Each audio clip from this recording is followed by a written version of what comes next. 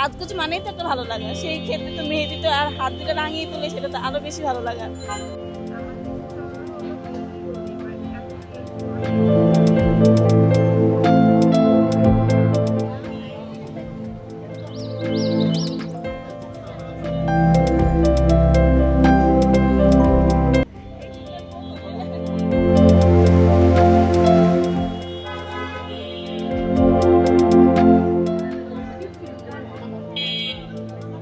যখনই ঈদ আসতো, মানে যখন মেহেদি পড়তে বসতাম তখন মনে হতো যে ঈদটা আসলে যাত্রা শুরু হয়েছে।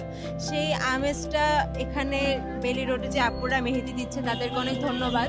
কারণ এখন আমাদের জীবনের ব্যস্ততাটা এতটা বাড়ছে যে এখন আমরা সময়ই পাই না, কিন্তু এই যে একটা আমেজ, মানে এইটা মেহেদি দেওয়াতেই মনে হয় যে ঈদটা শুরু হয়েছে।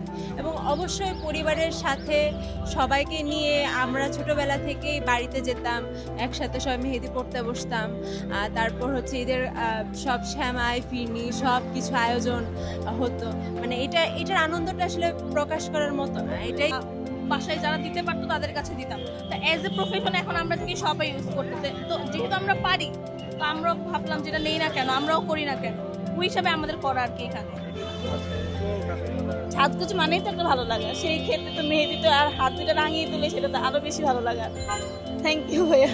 এই যে মানে ওনারা কি হ্যাঁ হ্যাঁ, খুব মেহেদি আসলে এটা খুবই একটা টাফ বিষয়। এটা যে ওনারা পারতেছে বা আমরা নিতে পারতেছি, এটাই অনেক কিছু আছে না।